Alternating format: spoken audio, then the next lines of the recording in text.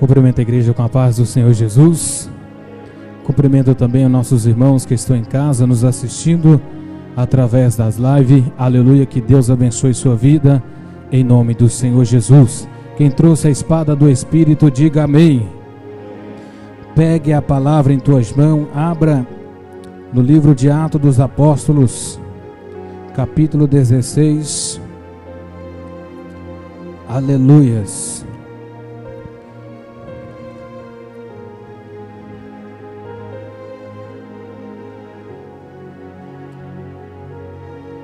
Versículo 25.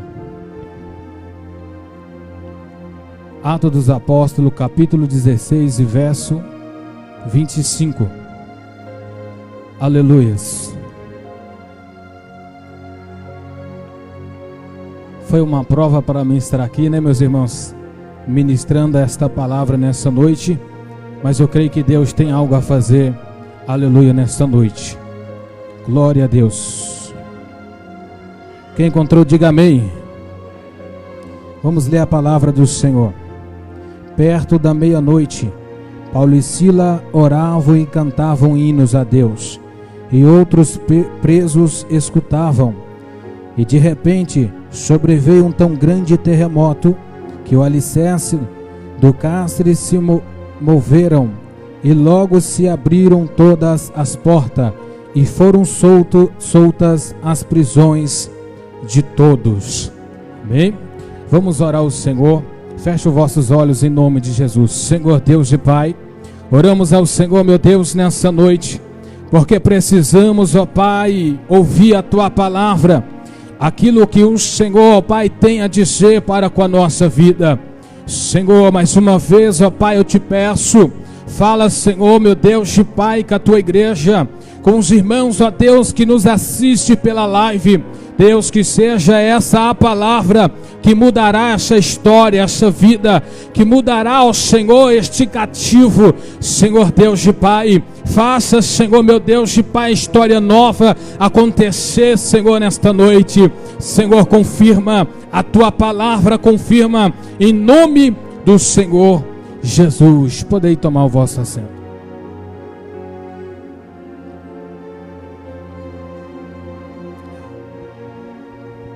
Meus irmãos, eu quero atentar para este tema nesta noite, a qual a Bíblia ela diz, aleluia, sobre este fato que aconteceu na vida do apóstolo Paulo e de Silas. Quando nós vamos, meus irmãos, meditar na palavra do Senhor, e nós vamos entender o contexto deste fato, nós vamos ver que na primeira obra missionária de Paulo, Barnabé, aleluia, e junto com João Marcos, primo de Barnabé, eles estavam com Paulo na sua primeira obra missionária. Mas João Marcos, primo de Barnabé, não finalizou a primeira viagem com Paulo. Por esse motivo houve um desentendimento entre Paulo e Barnabé, pois Paulo não queria que João Marcos viesse com ele na segunda obra missionária. Por esse motivo, Barnabé não foi na segunda viagem com Paulo. Mas então Paulo chama Silas para ir com ele fazer esta missão. E a Bíblia, meus irmãos, ela vai dizer, aleluia, glória a Deus, que neste trajeto missionário de Paulo, também vai Lucas, aleluia, glória a Deus. E ali, meus irmãos, a Bíblia vai dizer que eles passaram por várias cidades. Eles passaram por várias cidades fazendo a obra do Senhor. E a Bíblia, ela é certa em dizer que quando Paulo ele vai para Filipos, chegando ali, meus irmãos, no primeiro sábado, eles descem até o rio para orar a Deus. E chegando ali naquele rio, a Bíblia vai dizer, meus irmãos, que ali estavam algumas mulheres em oração. E chegando ali, Paulo então começa o seu ensinamento. Paulo começa ali a pregoar o evangelho de Cristo. E a Bíblia vai dizer que Deus, ele abre o coração de Lídia para que ela entenda a palavra do Senhor. E quando Deus ele abre o coração de Lídia, Lídia se converte a Jesus. Deus ele vai abrir o seu coração nesta noite. E ali, meus irmãos, quando Paulo está pregando, Deus está trabalhando no coração de Lídia. Quando Paulo está ensinando, Deus já está ali preparando o coração de Lídia para a palavra que estava sendo pregoada através de Paulo. E a Bíblia, meus irmãos, ela continua relatando que naquele dia Lídia, sua casa foi batizada naquele rio, pois Paulo ganhou a casa dela para Jesus. Por isso, meus irmãos, a obra missionária, ela tem o seu foco, ganhar almas para o reino dos céus. Meus irmãos, quando o homem ou a mulher abre a sua boca para pregoar a palavra do Senhor, o motivo é ganhar almas para o reino. Mas a Bíblia vai dizer que o homem prega, mas é o Espírito Santo que convence o homem do pecado. O homem prega, o homem profetiza, mas quem convence o homem do erro é o Espírito Santo. E não foi diferente, quem convenceu Lídia foi o próprio Deus que estava preparando o coração dela. E ali, meus irmãos, aleluia, glória a Deus, Paulo e Silas continua a obra missionária, e Lídia oferece a sua casa para hospedar Paulo e Silas, este grupo missionário que estava em Filipos. Enquanto eles se hospedam na casa de Lídia, eles continuam fazendo a obra.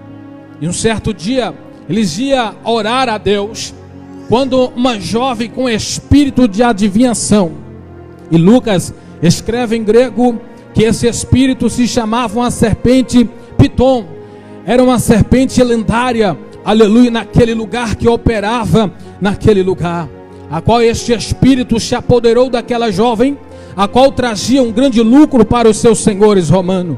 E ali, meus irmãos, aquela jovem, aleluia, ela adivinhava o futuro, ela dizia o que ia acontecer através deste espírito, e ali os seus senhores lucravam nas costas dela. Mas um dia, quando Paulo e Silas estavam indo à direção da oração, na direção do clamor, esta jovem vem atrás dele clamando. Aí vai o servo do Deus Altíssimo anunciando a palavra da salvação. E ali por vários dias essa jovem continua repetindo estas palavras. Mas teve um dia que Paulo se perturbou. Paulo não aceitou. Paulo então volta e vai até a jovem e coloca a mão sobre a cabeça dela e diz: em nome de Jesus, saia dela. E o espírito imediatamente saiu. Mas sabe por que o demônio saiu daquela jovem? Porque Paulo não lá ia para o shopping passear. Paulo não lá ia, aleluia, para a casa do vizinho falar mal do irmão. Paulo lá ia no lugar da oração. Como de costume, Paulo e Silas, aleluia, lá ia para fazer a oração. Quem crê no poder da oração? Pois Paulo, tendo esta comunhão com Deus, porque sabemos, meus irmãos, que quando nós falamos com Deus, há uma ligação entre o homem e Deus. Quando nós, meus irmãos, estamos orando, é algo muito mais do que simplesmente falar. Porque quando você mesmo está orando a Deus, pode ser que o inimigo vá no seu ouvido e diz que você está falando sozinho, ou que você esteja louco, porque ninguém está te ouvindo. Mas quando você dobra o seu joelho perante a Deus e se inicia um diálogo com Deus, você está conversando com teu Pai Celestial. E quando você começa a orar a Deus, pois Deus inclina o seu ouvido, porque a palavra dele disse que o seu ouvido não está cravado para que não possa ouvir, e nem as tuas mãos encolhidas para que não possa salvar. Pois quando nós falamos com Deus, o ouvido do Senhor se inclina à terra para ouvir a oração do teu servo. Pois bem, Paulo ele ia orar ao Pai, porque quem ora a Deus tem autoridade, quem ora a Deus tem crédito no céu, quem ora a Deus tem o poder do céu, quem ora a Deus gera intimidade com Deus. Mas não sei se Paulo sabia que após ele expulsar este demônio, traria a ele uma consequência tão grande. Porque os seus senhores quando vai chegar na jovem, diz: vai, revela o futuro. A jovem já não podia mais falar mais nada. O homem só consegue fazer algo sobrenatural com o poder do diabo ou com o poder de Deus. Ele só consegue fazer algo fora do normal com o poder de Deus ou com o poder do diabo. Mas esse dia os seus senhores não lucravam, porque quando ela foi adivinhar, o espírito que falava através da vida dela já não estava mais lá. E os seus senhores perceberam que algo diferente havia acontecido, pois descobriram que foi Paulo e Silas o autor da libertação dela. Por isso, meus irmãos, pegaram Paulo e Silas, levaram diante dos principais da lei e falaram: olha, eles têm uns costumes que não é o nosso, e perturba a cidade romana. Então manda Paulo e Silas para a prisão. E o que me chama a atenção é que a ordem era para prender Paulo e Silas no cárcere interior. Naquela época eram divididos. A prisão era interior e tinha a prisão exterior. A exterior as pessoas poderiam receber visita, poderiam andar, mas a prisão de Paulo e Silas foi no interior, foi a prisão máxima. E pediu para o carcereiro cuidar dos dois.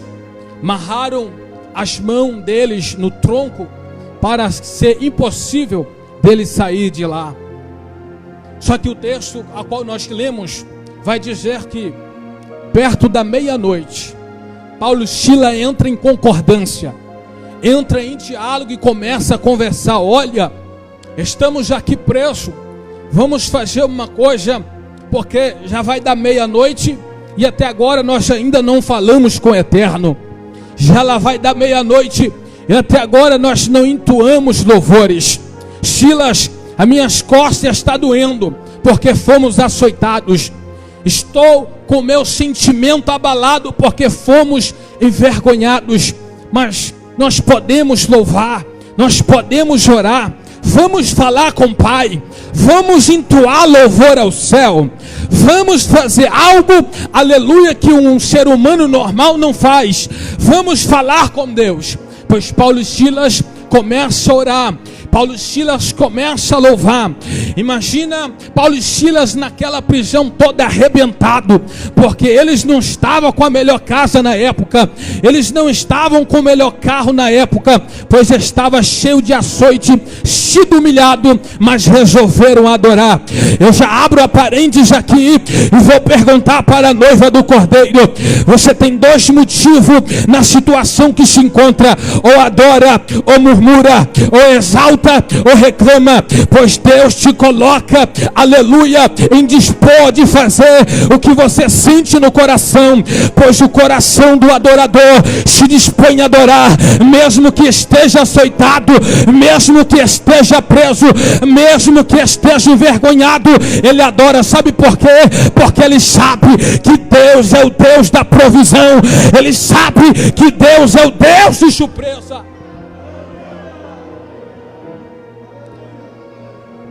A Bíblia diz que os presos que estavam ali escutaram os barulhos pentecostais que Paulo e Silas estavam fazendo perto da meia-noite. Imagina os prisioneiros do lado dizendo: já é meia-noite e esses dois estão, aleluia, adorando. Pois não é eles que acabaram de chegar aqui todo arrebentado e ainda está adorando este Deus? Não é esses dois que chegou aqui com a mão amarrada, com as costas entradas, toda arrebentada, e ainda está adorando a Deus perto da meia-noite?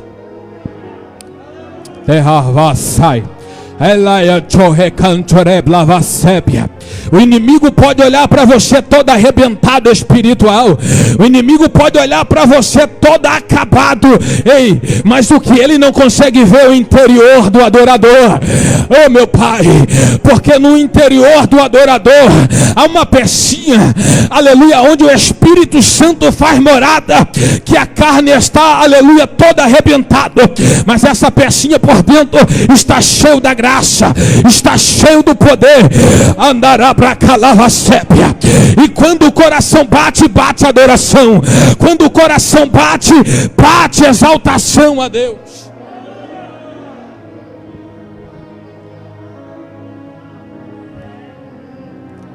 A história todos conhecem, pois houve um terremoto naquela prisão. Um terremoto a qual não foi normal. Arrebentou com a cadeia máxima do homem. Quebrou os cadeados. Abriu-se os cárceres. E os prisioneiros que estavam lá dentro estavam tão maravilhados ou espantados que ninguém fugiu. Também quem vai fugir diante de um terremoto?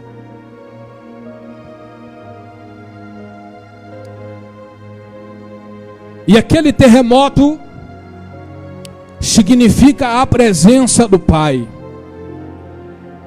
Porque quando Paulo e Silas oram, a Bíblia não vai dizer que eles orou para Deus abrir as prisões. A Bíblia não está dizendo que eles orou na intenção que o terremoto descia. Simplesmente a Bíblia vai dizer que eles iniciou uma adoração a Deus. Iniciou uma oração a Deus. Ah, mas quando Deus olha do trono para baixo, vê você todo arrebentado, mas mesmo assim dizendo: Pai, me bateram, me arrebentaram, mas Tu és Deus. Pai, estou sem força e nem a respirar eu não consigo, porque o meu pulmão está prejudicado devido às pancadas. Mas o meu espírito louva a Ti, Senhor. Dalaia manto reacébia. Pois quando Deus ele olha do céu para a terra e vê um adorador todo arrebentado dizendo: Deus, eu não tenho motivo, mas escolhi Te adorar. Agora imagina Deus, grandão da Galileia, o grande eu sou, a estrela do Oriente, a raiz de Davi. Imagina Ele levantando no trono, estendendo as mãos do trono e dizendo: haja terremoto neste lugar, que abra-se os cárceres e eles vejam que eu sou na vida de quem me adora.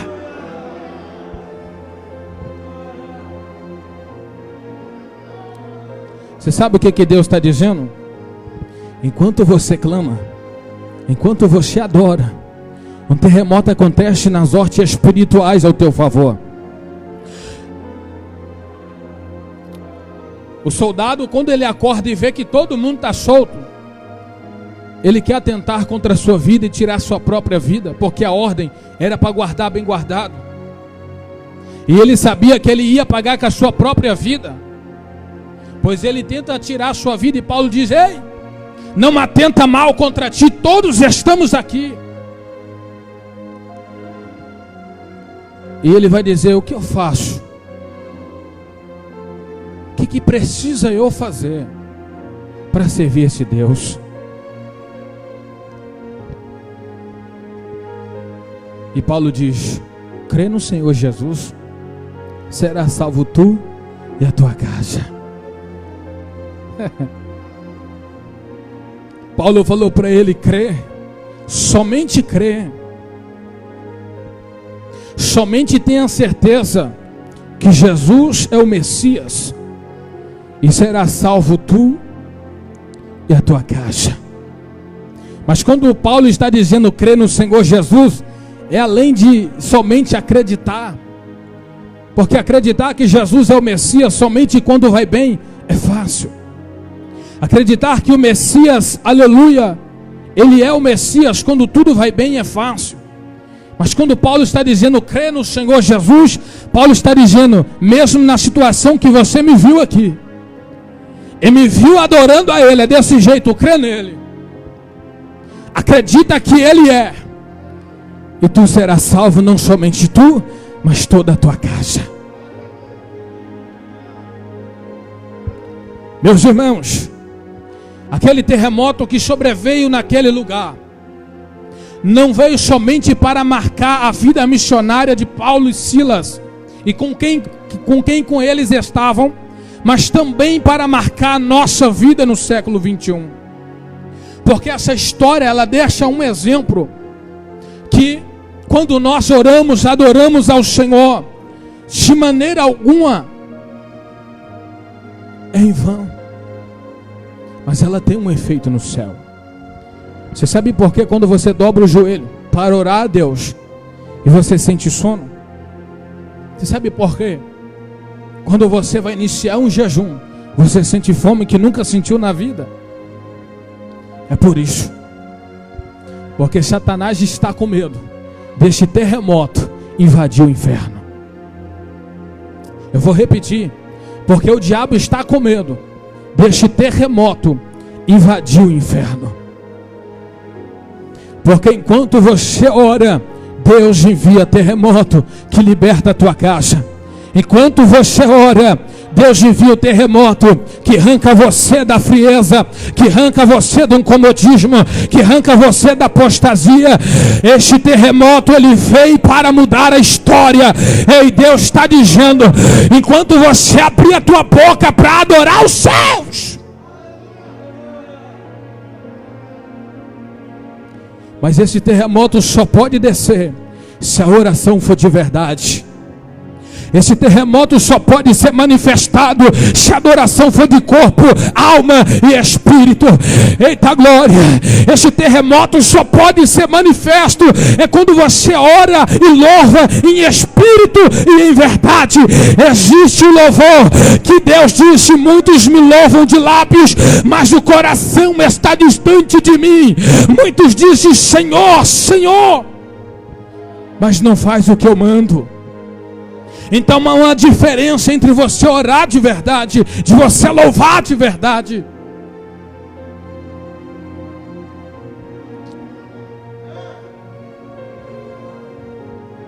E há uma diferença da oração para o clamor. O clamor é diferente da oração. Porque quando a Bíblia se fala em clamar, em hebraico quer dizer gritar. Então quando o crente está clamando, ele está gritando. Quando o crente está gritando, ele já não está aguentando mais a situação. E quando o crente clama, Jeremias 33:3, clama a mim e te responder-te-ei. Anunciar-te-ei coisas grandes, firmes, que ainda não sabes. Você acha que viu de tudo? Deus diz não. Clama a mim, tu verás coisas que ainda não viu. Clama a mim, terás experiência que você nunca teve. Clama a mim, você vai provar o sobrenatural do céu que você nunca viu. Busca, clama, e tu terás experiência com Deus que você nunca teve. Meus irmãos, receba esta palavra no seu coração. Leva esta palavra registrada na tábua do teu coração. E quando você for surpreendido por alguma provação, você que está em casa também, se você for surpreendido por alguma provação, se você, aleluia, estiver passando por um momento difícil, ei, adora o Senhor neste momento. Clama a Ele neste momento. Ah, mas meu marido bebe, meu filho está preso, minha família está perdida. Deus está dizendo, continua na posição que Ele te confiou, porque a qualquer hora o terremoto vai sobrevir sobre a tua vida e a tua história vai mudar. Amém? Receba esta palavra em nome do nosso Senhor Jesus.